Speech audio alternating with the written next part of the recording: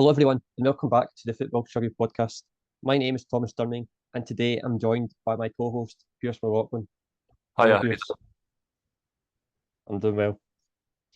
On today's podcast, we will be discussing the reaction to the Scottish Cup semi-final draw, previewing this week's Champions League matches, giving our reaction to the Scotland squad announcement, and Pearse will give a rundown of all the latest Asian football news. Coming up next, we will be giving our reaction to the Scottish Cup semi-final draw. On Monday, the 13th of March, it was announced that the Scottish Cup semi-finals will be Celtic versus Rangers and Falkirk versus Inverness Caley-Thistle. Pearse, what is your reaction to the draw? Well, first and foremost, I think it's a fantastic job that Falkirk and Inverness Caley-Thistle got to Hampden. In terms of financially, for both teams, it's absolutely superb. And I had a feeling on Friday night when the first Scottish Cup game kicked off that Kilmarnock would suffer defeat against Inverness. Because Inverness have been keeping track of the Championship this season. They've had a decent season, but they've had a lot of injuries and a lot of their key players now back. And let's be honest, Kilmarnock have had terrible away from all season in the SPL, and it transpired into the cup competition.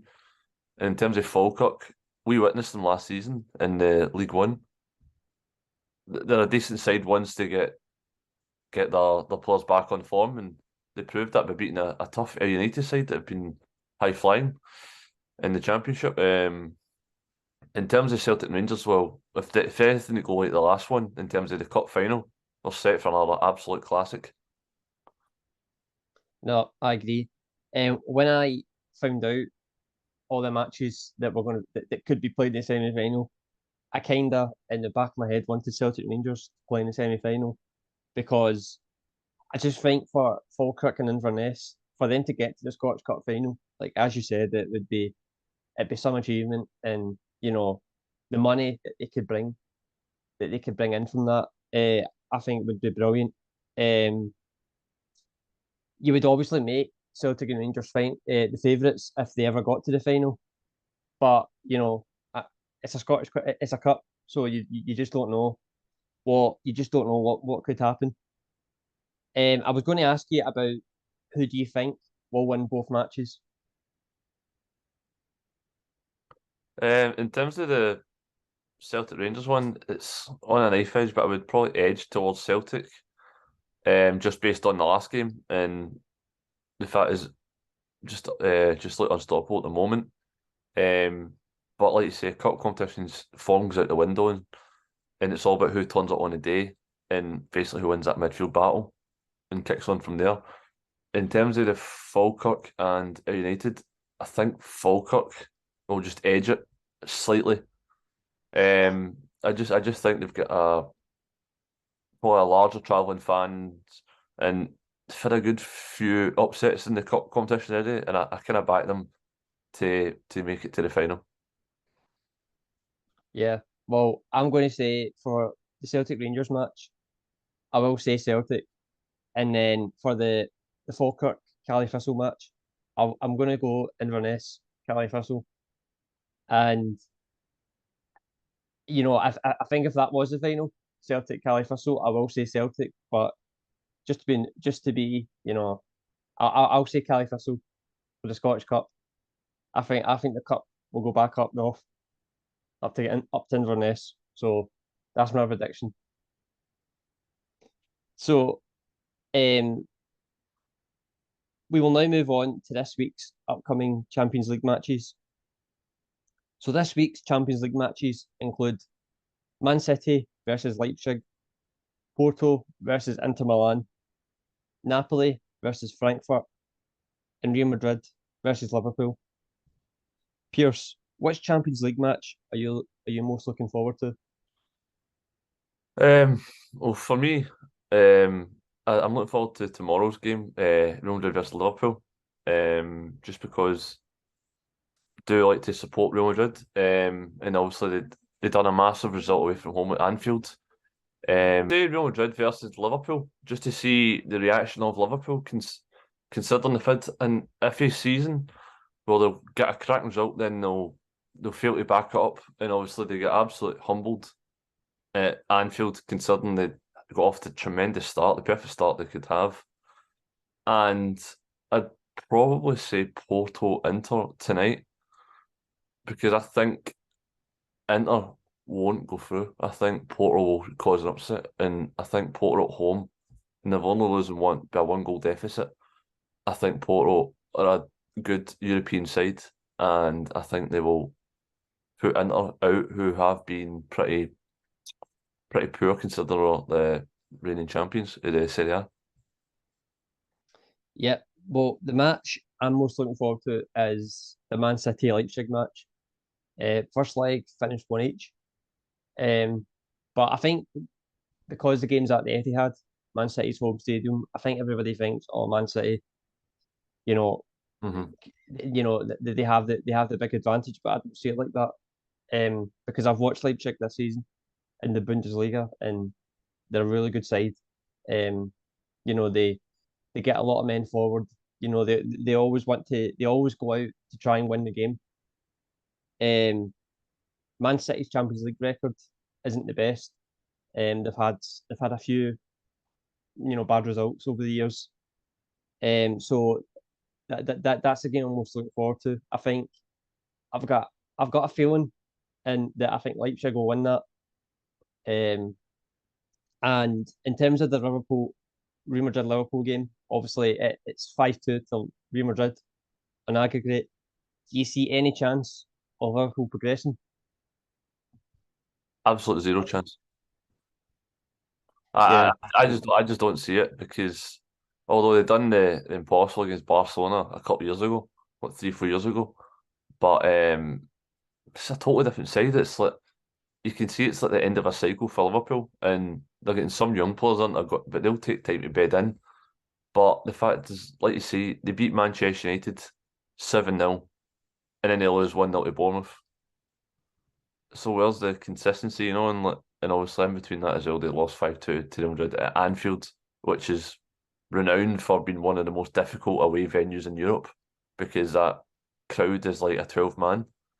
And if they can't win at home against a Real Madrid side who, let's be honest, this season have been pretty bang average, and they've had Karim Benz out for large spells of the season, and they've not hit the heights of last season, and Barcelona kind of going to end up running away with the La Liga, I think. So Real Madrid's focus is on solely in the Champions League, and that's the reason why I think they will, when it comes to the knockout stages of European football, there's no side better to soak up pressure, and then just one moment of magic, just winning the game. And I think the game itself might end up like a 2-2 draw, but I don't see Liverpool scoring 3 goals without reply to even take it to extra time or penalties. Yeah, no, I mean, I do agree. I think it will be a high-scoring game, but I can't see Liverpool going to the Bernabeu and scoring. I think they'd have to win 4-0. Yeah, I don't see that happening. And Real Madrid, I mean, although they've not had the greatest season domestically in the Champions League, they're a totally different animal. That's their tournament. So I mean, I don't see any chance. But I hope it is a good game, because when both sides are on top form, they're world class. So, but I do think they'll get through. For the next part of the show, we will be giving our reaction to the Scotland squad announcement. In terms of the Scotland squad, so here's a list of all the players that have been called up. So we've got Xander Clark in goals. Potential first cap for Angus Gunn of Norwich City. Liam Kelly, Liam Cooper, Grant Hanley, Jack Kendry, Aaron Hickey, Nathan Patterson, Ryan Porteous, Andy Robertson, Kieran Tierney, Stuart Armstrong, Lewis Ferguson, Billy Gilmore, Ryan Jack, John McGinn, Cal McGregor, Kenny McLean, Scott McTominay, Shea Adams, Jacob Brown, Ryan Christie, and Lyndon Dykes. So, Tom, what's your reaction to that? There's a few, obviously, noticeable debutants that could play for Scotland. What's your initial reaction to that squad? Yeah, I think it's an interesting one. The first name that stands out to me is Angus Gunn. Mm-hmm. Obviously, David Marshall now retired, and Craig Gordon, you know, he got a really bad injury at the start of the year.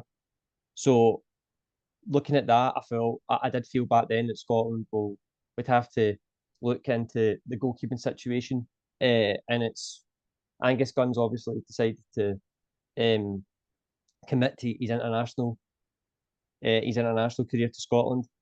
I think for the fact that Angus Gunn's been called up, I do think that means that Steve Clarke will probably make him the number one keeper for Scotland. I think he's only 26 as well, or 27. So he is young. So in terms of like the future, you know, if the more caps he gets, you know, he could definitely, you know, nail down that spot for years to come. My other point to it is the fact that there's lots of players in this squad that haven't played a lot for their club. So, for example, Kieran Tierney, Billy Gilmore, Nathan Patterson, you know, these kind of players, they haven't played a lot of club football this season. So it'll be interesting to see what they'll be like when they play, because these players, they play a lot for Scotland. So it'll be interesting to see how they do in this upcoming international camp. So what do you think about Jacob Brown? Because that's the first time I've ever seen that name in terms of called up to Scotland. I've not really seen or heard much about him. Yep. So Jacob Brown's he's been called up to the Scotland squad the last couple of camps. He's not played much, but I think he's been called up to the fact that he's used to the system that Scotland play. So Scotland, they do seem to play more of a 3-5-2 formation, and that's the kind of way Stoke have been playing the last few years. So I think that's one of the main reasons why he gets called up. It's because he's used to the way he's used to that kind of formation that Scotland play. I was wanting to just name one other player in this Scotland squad, Lewis Ferguson. He obviously got a move to Bologna last season, last summer, and he's been doing really well. He plays a lot. He plays. I think he's one of the most important players. And he's had a really, you know, he's had a really good season so far, playing against some top teams in a very good league as well. So I think in this upcoming camp, we could see him playing quite more often than he has been in the previous Scotland camps. Yeah, I totally agree. Lewis Ferguson, when he was at Aberdeen, he was a very consistent performer. Box to box, high energy, prone to maybe obviously prone to a booking every game, but that's just the way he plays. You look at his uncle's Barry Ferguson, so I kind of took a note for his book, but he's a goal scoring midfielder, offers that threat, he arrives late in his box. I think he's only missed one penalty in his career, which is incredible because he takes a lot for Aberdeen when he was there.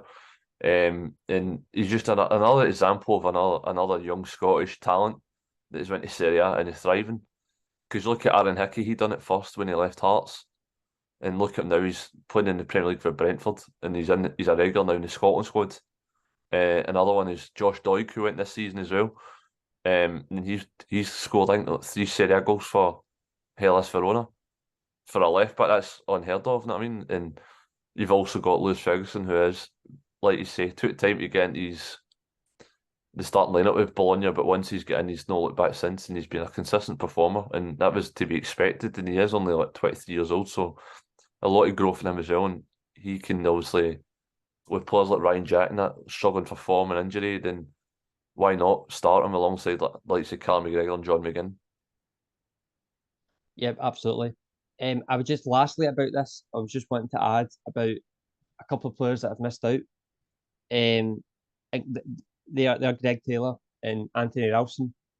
I do think that's quite unfortunate for them, especially Greg Taylor, because I think he's been one of Celtic's best players this season. Obviously, the competition at left backs, you know, it's very good in terms of Tierney and Robertson that could play there.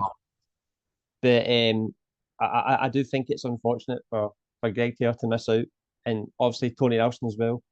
You know, I know he's not played a lot recently, but I think he in the last Scotland camp or the one before, he did really well when he wouldn't get called up. So I think these two players are, it's unfortunate for them to miss out. No, I totally agree. I think Greg Taylor's been a consistent performer for Celtic this season. Been one of their standout players and a side that's got attacking football and he's a left back. And if you said a couple of years ago that Greg Taylor to even be left out of the squad, I don't think anyone would complain. But now just shows you how far he's gone leaps and bounds under Ange Postecoglou at Celtic. And in terms of Anthony Ralston, I think he struggled with injury and he literally just played his first game back last week. So you can understand why he's been left out. But like you said, he did perform well in the last camp. I think he scored and got man of the match in one of the games. But for him, he's still young. Same with Greg Taylor, they'll be involved in plenty more camps to come. And I think both of them have struggled a wee bit of injury recently. But once they get back into full fitness, I think that's probably more a fitness concern rather than quality, because we know what they've got going forward. And like you say, Patterson himself hasn't played much football. He's been injured a lot as well. Same with Tierney. So they two are, I think, are lucky to be involved. But like you say, I think he's went tried and trusted. Steve Clarke, like he knows his players, he knows his system, and I think he'll if he wouldn't choose them if they wouldn't be able to play. No, I totally agree. In terms of the injuries to Taylor and Nelson, I know they've struggled recently, so I definitely don't think it's because of quality. I think it's because of maybe they're just lacking match fitness. So, absolutely.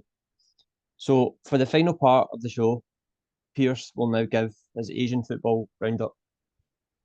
Yeah, so we started off on Saturday with 3 games in the South Korean K-League 1, and that was Daejeon Citizen 0, Pohang Steelers 0, Suwon FC 2, Suwon Blue Wings 1, Gangwon 1, FC Daegu 1. Done a match report on that, and it's on the Football Chuggu website. In terms of Saturday in the J League, Albirex Niigata 1, Kawasaki Frontale 0, Vissel Kobe 0, Urawa Diamonds 1, and that's a major shock because Vissel Kobe 9 points in the first 3 games, the only side to do that, and then they lost to the newly promoted side. So on Sunday, when the K-League 1 with FC Seoul 1, Ulsan Hyundai 2, Incheon 1, Jeju United 0, Jeonbuk 2, newly promoted FC Gwangju 0, and on Sunday for the J League 1 was Cerezo Osaka 2, Sagan Tosu 1, FC Tokyo 3, Yokohama FC 1, Hokkaido Consadole Sapporo 2, Yokohama F Mariners 0, which is a major shock because that's the Ange Postecoglou's old side and Kevin Muscat's reigning champions. Kawashima Antlers 0, Avispa Fukuoka 0, Kashiwa Wrestle 0, Nagao Grandpa 3, Shonan Bellmare 0, Kyoto Sanga 2, and last but not least, Gamba Osaka 1, Sanfrecce Hiroshima 2.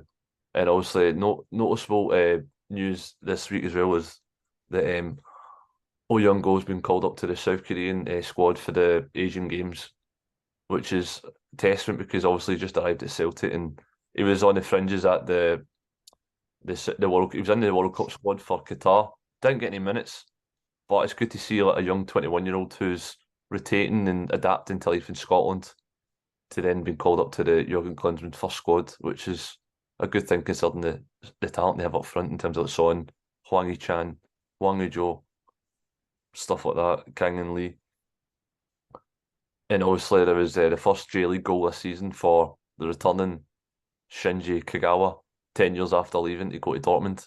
So that's a big milestone because he's like a hero over there. Thank you everyone for listening to this episode of the Football Chuggu Podcast. This podcast will be available to listen to on the Football Chuggu YouTube channel and also the Football Chuggu website. Thanks for listening and see you soon. Bye-bye.